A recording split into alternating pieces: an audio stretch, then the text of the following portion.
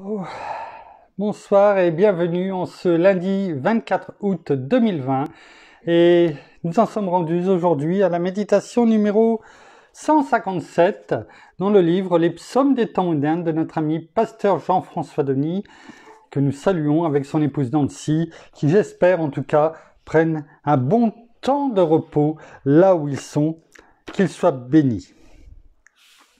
Le titre de ce soir: il y a cette profonde douleur qui de l'intérieur engendre en moi ce cri du cœur. Il y a un cri de détresse qui s'élève à l'intérieur de mon être, une douleur qui me tourmente et qui ne veut disparaître. Tant de vies aujourd'hui en viennent à diminuer la température de leur thermomètre. Tant de personnes quittent les rangs sans avoir appris réellement à connaître Jésus, optant pour la voie de la facilité, plutôt que de marcher avec Dieu et le voir dans l'adversité combattre à leur côté. Ce qui me fait très mal au-dedans, c'est d'investir tellement dans la vie des gens et de les voir au final retourner dans leur vomissement et changer de camp. Je ne peux pas rester indifférent. C'est pourquoi dans la prière et l'intercession, je passerai du temps afin de me battre et réclamer chaque millimètre que l'ennemi, dans leur destinée, est venu reprendre et enlever. De grâce, demeurons fermes et inébranlables face au péché. Cessons de nous faire influencer par tous ces gens qui ne veulent ou ne désirent pour Christ avancer. Il y en a malheureusement qui dans l'Église sont par l'ennemi envoyés afin de causer du tort et diluer ce message d'espoir qui aujourd'hui est prêché. Il y en a qui sont là, sans cesse, à justifier leurs agissements, sans ce réel désir de changer, entraînant certains dans de mauvais comportements et au final, de lui, c'est-à-dire de Christ, s'éloigner. Je te le dis, élimine et délaisse certains amis. Si ceux qui t'environnent ne te stimulent pas à être par lui transformé et pour lui marcher. Change d'amis. Si ceux que tu côtoies te poussent à pécher et de lui t'éloigner. Change d'amis. Si tu deviens de l'ennemi une proie, plutôt que pour Christ, influencer et ses âmes gagnées. Change d'amis si à travers eux, pour lui, tu ne peux rester engagé.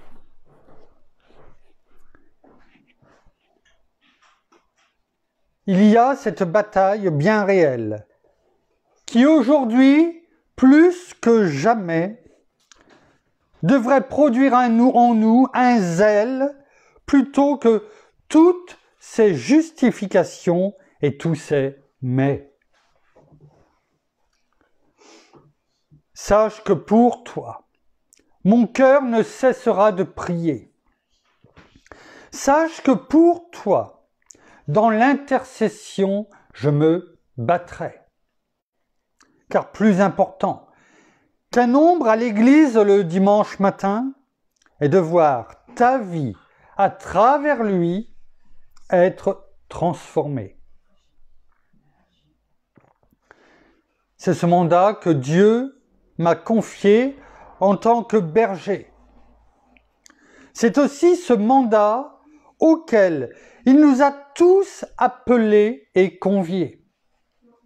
Alors, répondons à son invitation et sortons pour influencer tous ces gens à venir, à revenir à lui, peu importe leur passé, et retourner, pardonner activement dans les rangs de son armée, répondant à son appel à gagner à nouveau pour lui tous ces cœurs meurtris et blessés. Merci Père, merci Seigneur, merci bien-aimé Saint-Esprit. Conduis-nous encore ce soir à recevoir, bien-aimé Saint-Esprit, ton enseignement dans le nom de Jésus, à ouvrir nos yeux spirituels qui eux-mêmes ouvriront nos yeux physiques dans le même temps, afin que toute brume, toute épais brouillard soit enlevé de nos yeux, de notre vie, et que notre vision, celle que tu nous donnes, notre destinée, nous soit révélée clairement au travers de ta parole et de ton enseignement ce soir. À toi toute la gloire, Père, dans le nom de Jésus. Merci, bien-aimé Saint-Esprit. Amen. Pasteur Jean-François nous laisse 2 références ce soir qui se trouvent dans Romains, chapitre 9, versets 1 et 2. Et dans le livre des Lamentations, Lamentations de Jérémie, donc qui se trouve juste après le livre de Jérémie, chapitre 2, verset 19. Nous allons les prendre sans plus tarder et voir, au travers de cela, le thème de ce soir. Romains, chapitre 9, versets 1 et 2.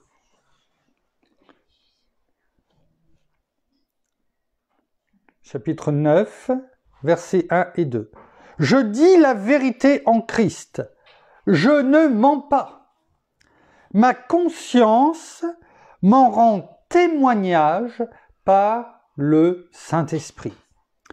J'ai une grande tristesse et un chagrin, continuellement dans le cœur. L'apôtre Paul disait cela en parlant d'Israël, bien entendu. Israël est le libre choix de Dieu. Et il dit bien que ma conscience m'en rend témoignage par le Saint-Esprit. La conscience. La conscience, ce sera justement le thème de ce soir. On aurait pu prendre d'autres thèmes, bien entendu, mais on en a déjà bien fait, en tout cas utilisé beaucoup. Et il est bon ce soir, au travers même de ce que nous avons entendu ce soir, et déjà lu au travers du psaume numéro 157, une bonne conscience. Une bonne conscience vis-à-vis de la parole, mais aussi qu'entendons-nous par une bonne conscience? Selon le monde ou selon Dieu? Voyons maintenant dans Lamentations, le livre des Lamentations. Souvent on dit Lamentations de Jérémie, le livre s'appelle le livre des Lamentations, tout court. Chapitre 2 au verset 9. Il est écrit: ces portes se sont enfoncées dans la terre. Là, on parle de la ruine de Jérusalem et du temple. On a déjà médité Jérémie, on sait que c'était le message que l'Éternel lui avait donné, que Dieu lui avait donné, afin d'avertir, de donner des ordres à Jérusalem, enfin à Israël, et afin qu'ils acceptent, qu'ils se repentent. Et ils ont fait tout le contraire de ce que Jérémie, n'ont pas voulu écouter le message et ils ont fini par être détruits et être déportés à Babylone. Et le verset 9 parle des portes de Jérusalem. Ces portes se sont enfoncées dans la terre. Il en a détruit, rompu les verrous. Son roi et ses ministres sont parmi les nations. Il n'y a plus de loi. Même ces prophètes n'obtiennent plus de la vision de la part de l'Éternel.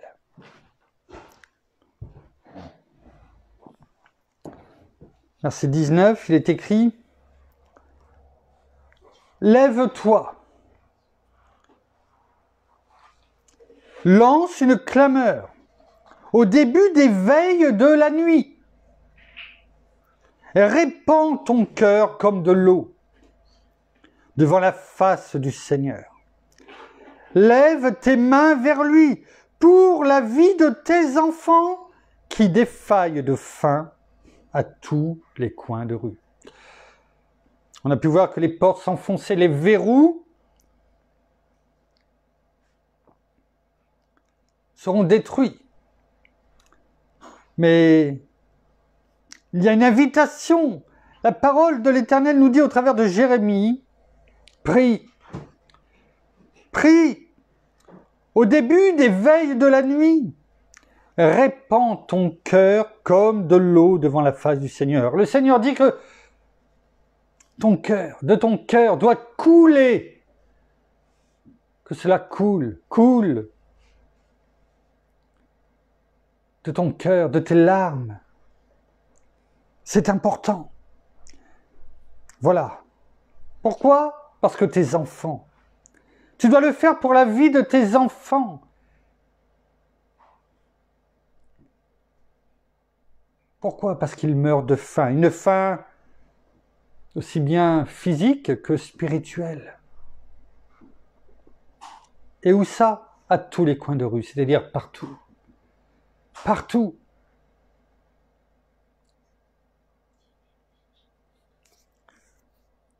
Avant d'aller plus loin, un peu d'explication. C'est quoi les veilles de la nuit? On a pu déjà l'entendre. C'est quoi les veilles de la nuit? Alors il y a deux, si vous recherchez, vous verrez deux façons d'expliquer les veilles de la nuit. La première, au niveau parce qu'on le retrouve souvent dans la parole, y compris dans le Nouveau Testament. Mais dans le Nouveau Testament, elle est un petit peu différente. Dans l'Ancien Testament, c'est davantage les veilles de la nuit vues de la façon du peuple juif. C'est-à-dire 3 fois. Je regarde en même temps mon petit-fils, Giovanni. 3 fois. Les veilles de la nuit qui, pour les Juifs, et encore maintenant, commencent environ à 18 heures. Et vous rajoutez 4 heures à peu près. C'est-à-dire de 18 à 22 heures, c'était la première veille. De 22 heures à 2 heures du matin, la deuxième, et de 2 heures du matin à 6 heures, la troisième veille de la nuit. C'est-à-dire où les gens étaient soit les gardes, par exemple, changés, mais aussi où on pouvait prier. Et là, la parole nous dit, lève-toi, lance une clameur au début des veilles au pluriel de la nuit. Lance une clameur au début des veilles. C'est-à-dire 18 heures, 22 heures, 2 heures, 6 heures. Et ensuite, il y a eu bien sûr les Romains qui sont arrivés, l'Empire romain, l'occupation romaine. Et là, les veilles se sont, entre guillemets, on va dire, enrichies d'une veille supplémentaire. Alors, une veille supplémentaire, il n'y en a plus 3, mais il y en a 4. Mais au lieu de 4 heures entre chaque, il n'y avait plus que 3 heures. 18 heures, 21 heures, 21 heures, minuit, 3 heures, c'est-à-dire au chant du coq, du réveil, c'est à peu près là, et 3 heures, 6 heures. Voilà, donc il y a le côté juif, le côté romain, et à un moment donné, les Juifs, après des années d'occupation romaine, ont petit à petit pris l'éveil de la nuit, mais côté romain. Pas toutes, pas tous, mais voilà. C'est bon de connaître aussi la parole quand on voit l'éveil de la nuit, où la parole nous dit « lance une clameur ». Et cette clameur, c'est aussi pour nous. Tout ça pour dire « prie, réveille-toi, prie ». Prie parce qu'il intercède, parce qu'il y a des moments où il faut le faire, peut-être de façon plus soutenue, parce que par moments les combats sont rudes.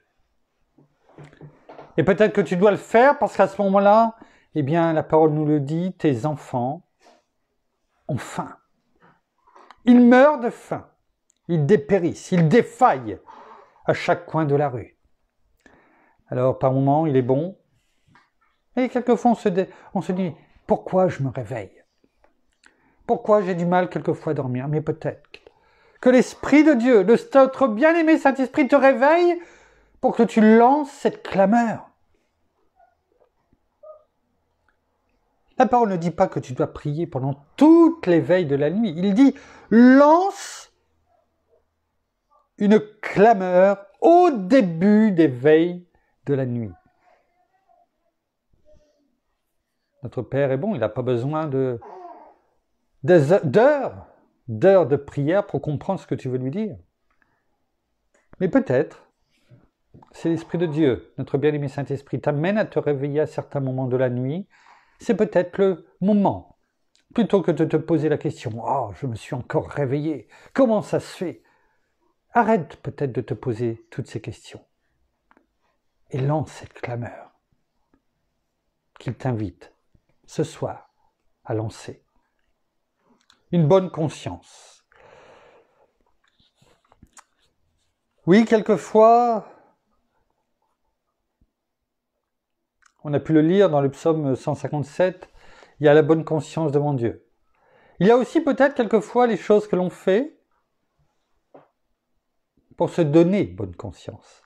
Il faut savoir prendre le bon chemin, une bonne conscience devant Dieu, du travail accompli, en allant peut-être se coucher le soir et en se disant « Merci Père, parce que par ton bien-aimé Saint-Esprit, ton esprit que tu m'as donné, dans le nom de Jésus, eh bien, j'ai accompli ce que tu m'as demandé.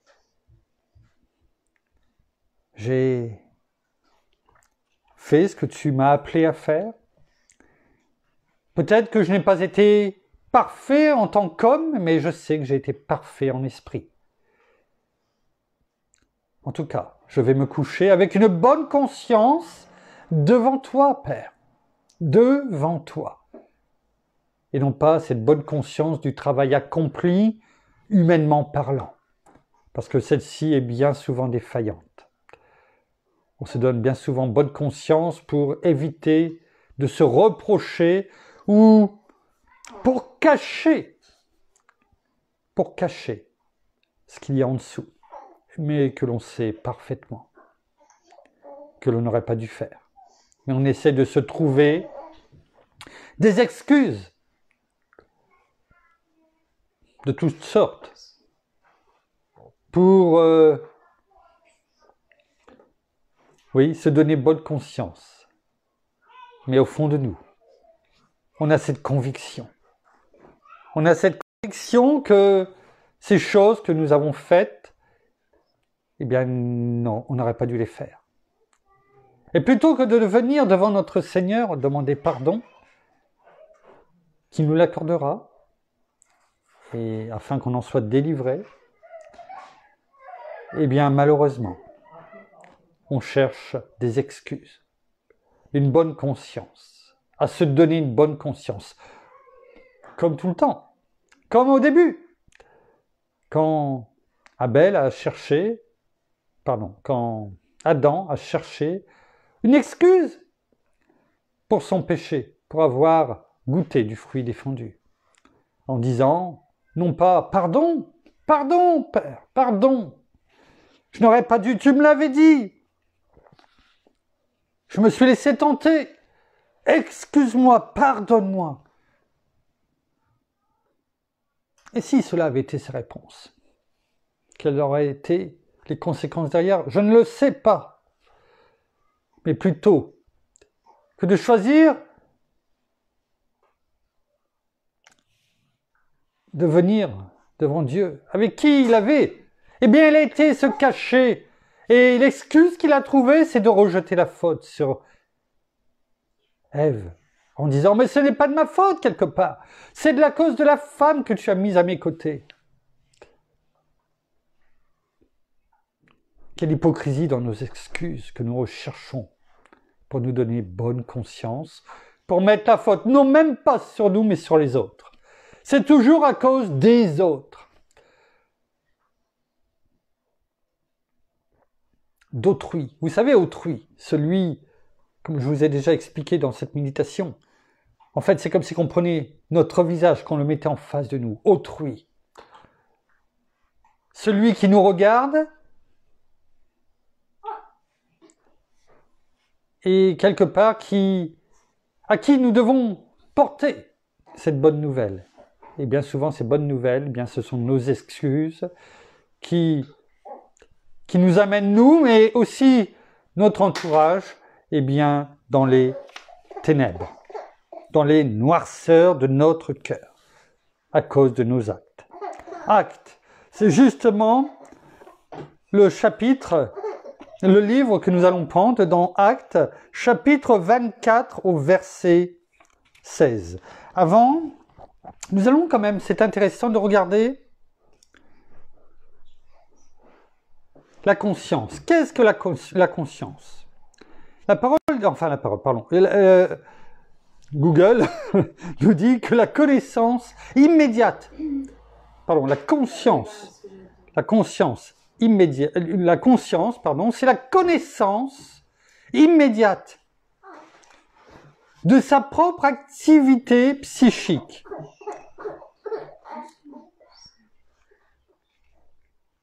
Et ce qui est intéressant, c'est la perception de la conscience par rapport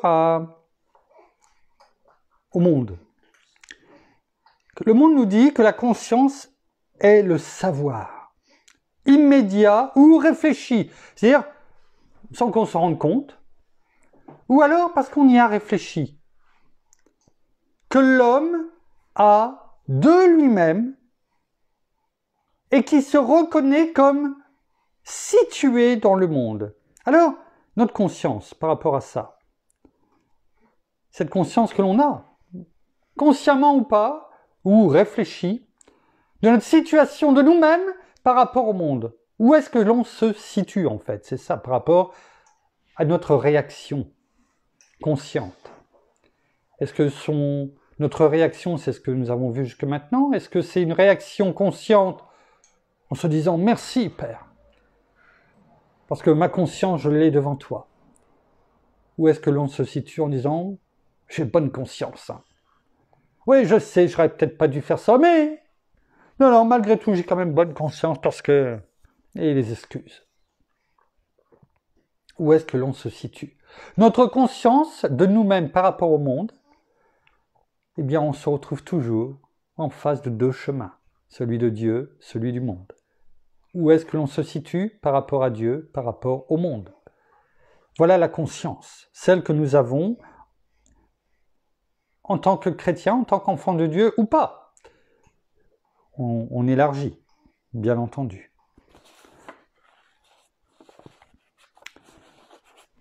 Nous verrons ensuite d'autres définitions en fonction de notre avancée. On parlait de Actes, chapitre 24, verset 16, il est écrit « C'est pourquoi moi aussi, je me mets à avoir constance, c'est-à-dire tout le temps, en tout temps, à chaque seconde de ma vie, en permanence, une conscience irréprochable devant Dieu et devant les hommes. » C'est intéressant ce que nous dit là la parole. par rapport à ce que nous venons de dire, non? L'apôtre... Non, c'est pas l'apôtre Paul, pardon, qui a écrit le livre des Actes, c'est Luc, le médecin. Et il nous dit, c'est pourquoi moi aussi je m'exerce. Déjà là, je m'exerce. C'est-à-dire qu'en fait, ce n'est pas inné. Il y a besoin de s'exercer, d'apprendre, de remettre le couvert à chaque instant. C'est un entraînement, une discipline, comme un sportif, par exemple. À avoir constamment une conscience irréprochable, mais ce qui est intéressant, c'est devant Dieu et devant les hommes. C'est-à-dire que ce que je vous ai dit tout à l'heure, c'est-à-dire qu'il y avait deux façons de voir les choses, selon le monde et selon devant Dieu. Mais en tant qu'enfant de Dieu, la parole nous dit, tu dois avoir, ta conscience doit être constamment, en tout temps, irréprochable devant Dieu et devant les hommes. Ce qui veut dire qu'en tant qu'enfant de Dieu, nous ne devrions même pas nous poser la question, est-ce que j'ai bien fait les choses? Mais consciemment, dans notre conscience, nous devons avoir la conviction que devant Dieu et devant les hommes, eh bien, nous avons fait les choses de façon irréprochable. Oui, devant les deux, devant Dieu et devant les hommes. Alors, je n'ai pas dit que c'était facile, ce que j'ai dit, c'est que la parole nous dit que nous devons nous exercer à le faire en tout temps. C'est ce que nous devons faire aussi. C'est ce que nous devons faire. Donc sachons ne pas se dire « oui mais je n'y arriverai pas ». Déjà, on note toutes ces paroles négatives de notre bouche. Tout est possible à Dieu et par son esprit qui agit en nous, notre bien-aimé Saint-Esprit, dans le nom de Jésus. Mais persévérer chaque jour, à chaque instant, à faire les choses de façon et d'avoir une bonne conscience de nos actes et de nos paroles, de façon constante et de façon irréprochable devant Dieu et devant les hommes. Ça, c'est intéressant. Ça, c'est avoir une bonne conscience. Et non pas se donner bonne conscience. Vous voyez la différence entre les deux. Dans 2 Corinthiens, chapitre 1, verset 12, il est écrit « Car notre sujet de gloire, c'est le témoignage de notre conscience que nous sommes conduits dans le monde, et surtout à votre égard, c'est ce que disait l'apôtre Paul à l'église de Corinthe, avec une sainteté et une sincérité qui viennent de Dieu, non pas avec une sagesse charnelle, mais avec la grâce de Dieu. Il est beau ce verset. Ce que nous venons de dire auparavant, cette bonne conscience que nous avons parce que nous savons que nous l'avons fait de façon irréprochable devant Dieu et devant les hommes, et nous avons cette bonne conscience, nous pouvons aller nous coucher en sachant que nous avons fait ce qu'il faut, non pas tout ce qu'il faut à l'œil humain, mais tout ce qu'il faut devant Dieu et devant les hommes. Et pour nous, ça doit être un sujet de gloire. Un témoignage, notre conscience doit nous rendre un témoignage à nous et à tout le monde que nous avons été conduits par notre bien-aimé Saint-Esprit dans le monde. Il n'est pas dit dans l'Église, dans le monde.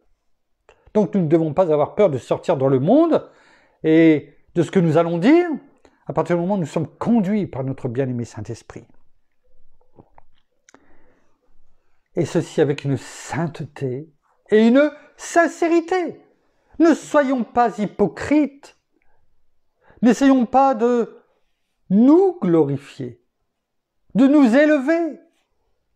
Non, soyons tout simplement sincères. Peut-être en témoignant de qui nous étions auparavant et ce que notre Seigneur, notre Père, notre bien-aimé Saint-Esprit ont fait de nous. Soyons simplement avec cette sagesse divine que nous recevons, parce que nous lui avons demandé, parce que cette sagesse est en nous, avec le caractère de notre Seigneur que nous avons reçu. Je vous renvoie dans Galates 5, verset 22. Et à ce moment-là, eh bien, nous savons que nous avons fait tout ceci non pas avec une sagesse charnelle, mais avec la grâce de Dieu. Et que nous ne sommes pas hypocrites. C'est quoi l'hypocrisie? C'est quoi l'hypocrisie? Eh bien, l'hypocrisie, c'est un comportement par lequel on exprime des sentiments, des opinions que l'on n'a pas, que l'on n'approuve pas. Alors, on peut dire des choses pour se donner bonne conscience, mais en fait, à l'intérieur, on sait parfaitement que ce que l'on dit, on n'approuve pas. Comment dirais-je, ce ne sont pas nos opinions, ce sont des mensonges, c'est de la duplicité, c'est des faux semblants, des mensonges. En fait, on pourrait dire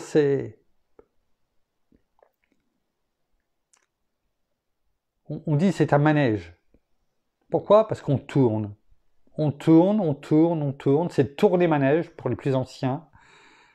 Et puis finalement, eh bien on cache les choses. Pour que, en tournant, eh bien, les autres personnes qui sont autour nous voient, oui, mais ne nous voient pas tels que nous sommes, intérieurement. Ah, merci Père, merci Seigneur, merci. Bien-aimé Saint-Esprit, restons dans la sincérité. La sincérité.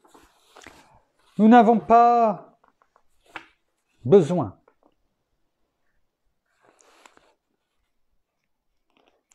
de justifier notre nature humaine. Nous avons besoin, toujours, en permanence, d'avoir cette bonne conscience de Dieu, d'apporter ce témoignage qui change les cœurs, qui change la vision d'autrui. Parce que nous avons cette vision. Parce que nous voulons et nous mettons tout en place dans notre témoignage pour qu'il venir répondre. Je vous le renvoie sur la méditation que nous avions eue sur autrui. Tapez autrui dans la petite barre de recherche dans le groupe et vous aurez cette méditation. Qu'elle vous rafraîchisse. Nous voulons chercher à tout prix le bonheur de l'autre.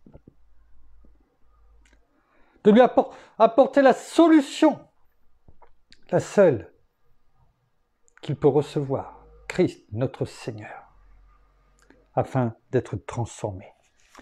Dans 1 Timothée, chapitre 1er, verset 5, il est écrit « Le but, et c'est Paul qui parle à Timothée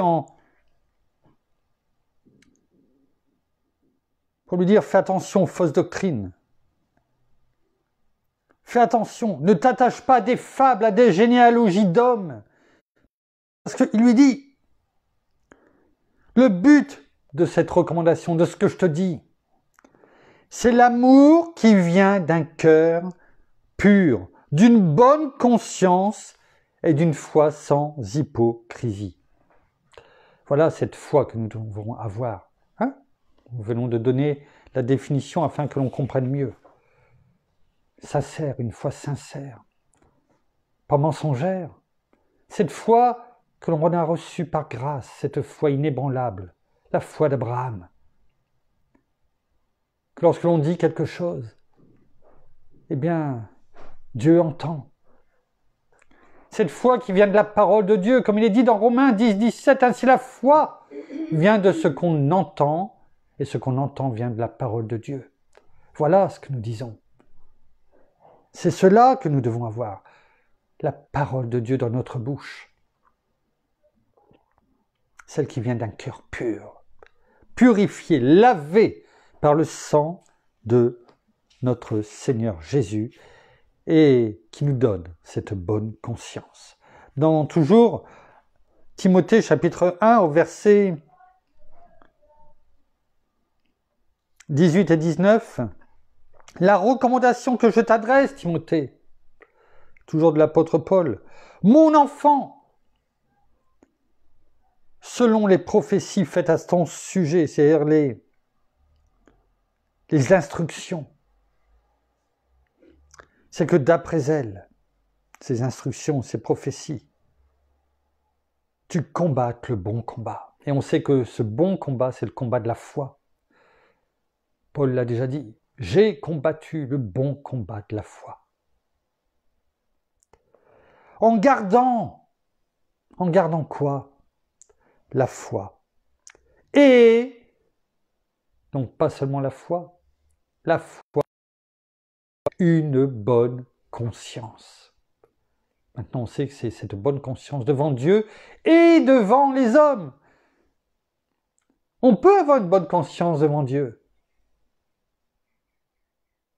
et se laisser par l'ennemi croire que nous n'avons pas une bonne conscience devant les hommes.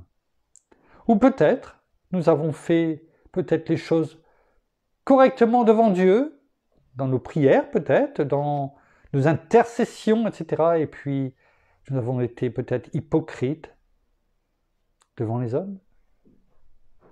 Alors recherchons, comme l'apôtre Paul le dit à Timothée, cette bonne conscience. Garde, et c'est ce que nous dit la parole à chacun d'entre nous, garde la foi et une bonne conscience. Cette conscience, quelques-uns l'ont abandonnée et ont ainsi fait naufrage en ce qui concerne la foi. C'est pour cela que l'apôtre Paul le dit à Timothée, mais la parole nous le dit à chacun d'entre nous. Parce que si tu ne gardes pas la foi et la bonne conscience, cela, eh bien, il n'a pas dit la foi. Hein.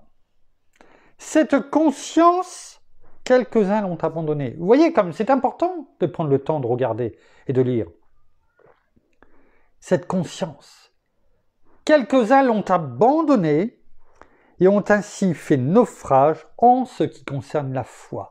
Ça veut dire que si tu n'as pas une bonne conscience, je fais qu'essayer de comprendre ce que nous dit la parole, hein, et la façon grammaticale est assez claire.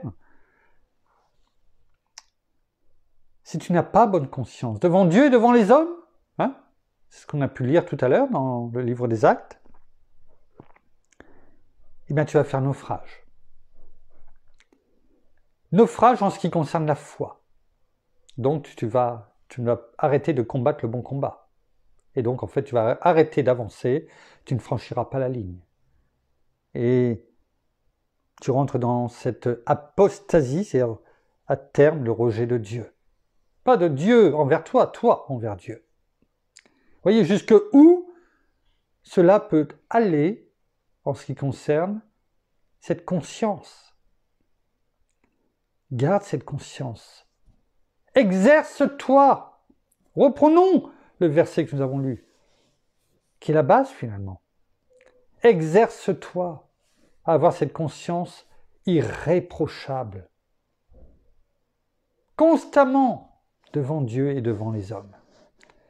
Parce que la parole nous dit, si tu ne le fais pas, eh bien tu vas faire naufrage. C'est quoi faire naufrage ? La définition de naufrage, entre autres, c'est une ruine totale. On sait ce que c'est que faire un bateau qui a fait naufrage. Une embarcation, mais dans ta vie, pareil. Eh bien, faire naufrage, c'est une ruine totale et complète. C'est-à-dire, c'est que si tu n'as pas une bonne conscience en tant qu'enfant de Dieu, devant Dieu et devant les hommes, si tu es hypocrite, si tu dis les choses, mais que tu sais parfaitement qu'à l'intérieur de toi, c'est faux, Si tu fais bonne figure quand tu es devant quelqu'un, mais que tu médites, critiques derrière, comment veux-tu avoir bonne conscience? Tu as une bonne conscience peut-être. Tu essayes, tu te persuades d'avoir une bonne conscience devant les hommes, mais tu es en train de faire naufrage. Et pire encore que le Titanic. Parce que là, c'est une ruine totale et complète. Les synonymes, échec, déroute. Tu es enfant de Dieu. Tu le sais. Et en entendant ce soir, tu te reconnais quelque part. Tu sais que Dieu t'aime, que Jésus t'aime, que notre bien-aimé Saint-Esprit est là, en toi. Mais aujourd'hui, il n'est plus dans l'action parce que toi-même, tu n'écoutes plus, tu ne lis plus la parole de Dieu, tu ne te nourris plus. Tu régresses, tu t'affames, tu es en train de mourir. Un bébé qui naît, parce qu'on en a eu quelques-uns depuis, enfin quelques-uns, on a eu 2. Mais tu dis quelques-uns. Mais quelques-uns, c'est le pluriel, et pour moi, 2, c'est déjà du pluriel. Donc quelques-uns. Non? Oui. Pour moi, 2, c'est déjà le pluriel, donc c'est quelques-uns. Mais effectivement, il n'y en a eu que 2 pour le moment. Un enfant qui naît. Est-ce qu'il va attendre des jours avant de manger? Je peux vous garantir que, même si pour nous, ça date de quelques années, les enfants qui ont eu eux-mêmes des enfants, nos petits-enfants, je peux vous garantir que eux ont très vite compris quand est-ce que l'enfant, leur enfant, entendu. Un bébé a besoin de se nourrir pour grandir. Si on ne lui donne pas du lait toutes les 3 heures au départ, environ, enfin bon. Si au lieu de lui donner toutes les 3 heures, on va lui donner toutes les 6 heures, voire toutes les 9 heures, qu'est-ce qui va se passer? Est-ce que vous croyez qu'il va pouvoir tenir le coup? Il ne va pas pouvoir tenir le coup, il va s'affamer. Le peu de force qu'il a, il va les perdre parce qu'il va, comme mon épouse le dit, tellement hurler qu'il va perdre ses forces. Il n'aura pas les anticorps, tout ce qu'il a besoin pour pouvoir faire face à ce nouveau monde qui est pour lui. Parce que c'est un nouveau monde.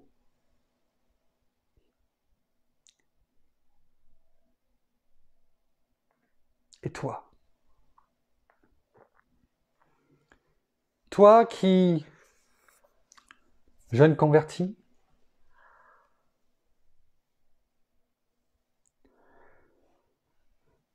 tu crois que tu es un vaillant héros. Et que finalement, la fleur au fusil, tu pars à la guerre, sans munitions, sans revêtir ton armure, croyant que l'ennemi va te laisser tranquille parce que tu es enfant de Dieu. Et comme Dieu est bon, il te nourrit, tu ne prends même pas ta nourriture. Je trouverai peut-être quelque chose en route. La parole nous dit que dans Matthieu 4,4, l'homme ne se nourrira pas de pain seulement, mais de toute parole qui sort de la bouche de Dieu. Et tu te nourris chaque jour.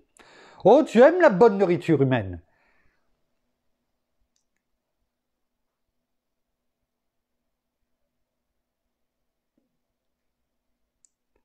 Malheureusement, la nourriture spirituelle n'est plus ton plat favori. Et tu essaies de te donner bonne conscience. Oh, j'ai trop de travail. Je rentre tard. Je suis fatigué. Et tu t'appauvris. Tu t'appauvris tellement que l'ennemi finit par te mettre tes pensées dans tous ces états. Et tu ne fais que proclamer, déclarer des choses négatives dans ta vie. Et tu finis, comme on vient de le dire, comme l'apôtre Paul le disait à Timothée, certains, quelques-uns, par cette bonne conscience qui non plus ont abandonné la foi. Mais si tu abandonnes, la parole te dit que ta première condition, celle d'avant, sera 6 fois, 7 fois plus difficile que ce qu'elle était. Et ta nourriture, ce sera quoi? Eh bien, ce sera... La parole le dit. Tu retournes. Comme un chien qui vomit et qui vient manger son vomi. Voilà ce que tu es. Tout simplement parce que tu t'es donné bonne conscience. Tu es hypocrite, tellement égoïste, orgueilleux, que tu ne te regardes même plus. Ou quand tu te regardes, tu te vois beau. Tu ne vois plus Dieu. Tu ne vois plus Dieu briller dans ta vie. Alors reviens. Reviens. Comme le fils prodigue. Il est temps. Il n'est jamais trop tard avec Dieu. Reconnais-le simplement. Que j'ai péché contre toi, Père. J'ai fait du mal à d'autres frères et sœurs, d'autres enfants de Dieu, peut-être des parents spirituels. Et reviens. Parce que notre Père, il t'attend. Il t'ouvre les bras. Reviens. Demande pardon. Et il t'acceptera sans problème.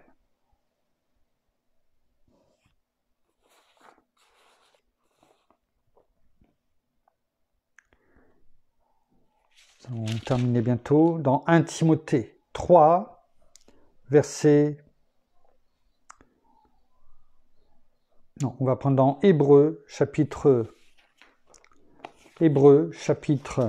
13, versets 17 et 18.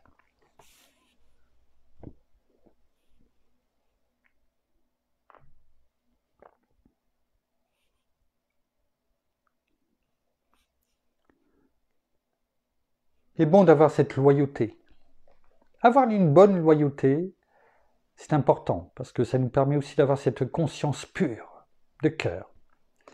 Obéissez à vos conducteurs et soyez-leur soumis, car ils veillent au bien de vos âmes. Vous savez, ces veilles de la nuit, ces prières, ces intercessions, dont ils devront rendre compte.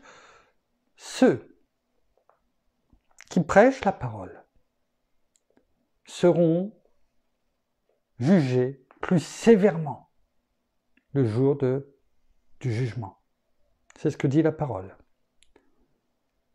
Elle dit même, ne soyez pas nombreux à vouloir enseigner. Quand on le fait avec une bonne conscience, de bon cœur. Chaque jour, en ce qui me concerne, en tout cas, je parle pour moi, chaque jour, en demandant vraiment à être conduit par notre bien-aimé Saint-Esprit, afin que ce qui sera dit chaque jour soit la vérité. Que j'ai une conscience pure, en tout cas dans mon cœur, en sachant que ce qui a été dit, c'est vraiment ce que je ressentais, ce qui m'était donné à dire. La parole. Faites en sorte qu'ils puissent le faire avec joie et non en gémissant, ce qui ne serait pas à votre avantage. Priez pour nous, pour ces conducteurs. Car nous sommes convaincus d'avoir une bonne conscience avec la volonté de nous bien conduire à tous égards. Tout ce que nous faisons, chaque jour, on le fait avec une bonne conscience. Chaque jour, lorsque on arrête les méditations, je ne dis pas que j'ai cette bonne conscience du devoir accompli, non, jamais. Je remercie notre bien-aimé Saint-Esprit, notre Père, notre Seigneur, pour m'avoir permis, une fois de plus, d'avoir pu prêcher la parole.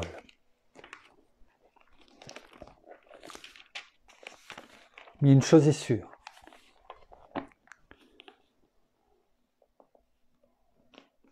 c'est que je peux aller me coucher, en tout cas, avec cette bonne conscience devant Dieu et devant chacun d'entre vous, en disant, bien,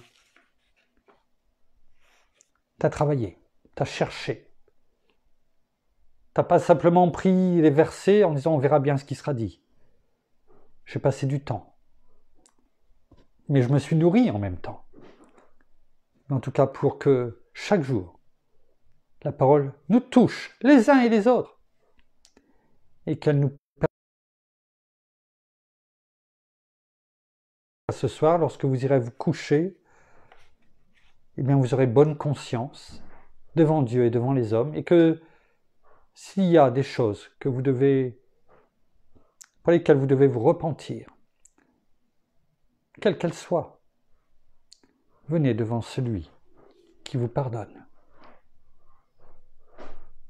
Et comme le dit notre Seigneur Jésus, ne péchez plus. Alors, reprenons juste ce verset 16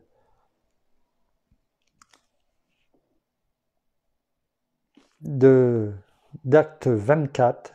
Et je crois qu'il est important de s'en souvenir. Il ne m'avait jamais parlé autant que ce soir en le lisant avec vous, même en le méditant aujourd'hui. C'est pourquoi, moi aussi, je m'exerce à avoir constamment une conscience irréprochable devant Dieu et devant les hommes. Que ce que nous disons ce soir, eh bien, s'accomplisse dans nos vies. Merci Père, merci Seigneur, merci bien-aimé Saint-Esprit. Touche nos cœurs en profondeur encore, et que vraiment, ce que nous avons entendu ce soir ne soit pas lettre morte, mais que chaque jour nous ayons cette bonne conscience de te servir devant toi et devant les hommes. Merci. Nous terminons par la prière. Merci. Oh, merci Seigneur encore pour ta parole ce soir. Merci parce que elle nous fortifie. Merci parce que tu nous encourages jour après jour à aller droit devant toi et de ne pas nous écarter de ce chemin que tu as dressé devant nous. Ce chemin que tu es, Seigneur Jésus, que nous nous écartions jamais de cette voie droite. Et même si nous nous en écartons par moments, eh bien, venons à toi et venons vraiment nous repentir devant toi, te demander pardon pour ces erreurs, pour ces fautes, pour ce que nous avons commis, et que nous ayons cette conscience droite et juste devant toi, afin que toute chose soit faite et qu'elle soit bonne, non seulement à tes yeux, mais aussi aux nôtres. Non pas simplement cette conscience du devoir accompli comme nous l'avons entendu, mais cette conscience d'avoir fait les choses non seulement devant toi, Père, mais aussi devant les hommes. Alors oui, merci pour tout ce que tu nous montres jour après jour. Merci parce que tu nous révèles tant de choses. Et apprenons chaque jour, eh bien, à nous plonger dans la parole afin que, vraiment, par ce qui est écrit, par ce qui est révélé, par ce que tu nous parles, eh bien, nous pouvons enlever tout voile de nos yeux et voir clair dans nos vies. voir clair dans tout ce que nous faisons, dans tout ce que nous disons. Alors, merci encore pour cela chaque jour, parce que tu es là à nos côtés et que tu nous encourages et que tout ce qui peut être dit, tout ce que l'on peut voir, eh bien peut toucher les cœurs de personnes, non seulement qui entendent encore ce soir, mais qui peut-être, eh bien, peuvent encore toucher d'autres personnes dans les alentours, dans les personnes que nous ne connaissons pas encore, mais même aussi dans les personnes qui nous sont proches. Eh bien, que les cœurs soient vraiment touchés, que tout voile tombe complètement et que chaque personne, eh bien, nous puissions venir devant toi et vraiment nous remettre complètement en toi. Bien-aimé Saint-Esprit, oui, tu nous aides chaque jour. Alors merci. Soyez tous abondamment bénis. Amen. Merci. Voilà. Alors que cette parole que nous avons entendue aujourd'hui, eh bien, soit vraiment un électrochoc pour chacun d'entre nous, peut-être plus, peut-être pour certains que d'autres. Chacun doit se reconnaître par rapport à ce qu'il a entendu. En tout cas, comme mon épouse vient de le dire, eh bien, soyez abondamment bénis. Nous vous aimons vraiment, fraternellement, d'un amour sincère, profond. Nous prions pour vous. J'espère que c'est réciproque. Nous avons besoin de votre soutien jour après jour. Prions les uns pour les autres. Non pas simplement lorsque nous en avons besoin, mais en tout temps, comme pour la conscience, afin d'avancer dans ce monde en tout cas, de combattre le bon combat. Nous vous donnons rendez-vous demain, au même endroit.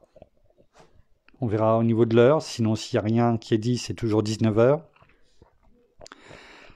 tout cas, passez une très bonne soirée. Je vous souhaite un bon appétit pour ceux qui ne sont pas encore passés à table, et je vous dis à demain. Au revoir. Merci.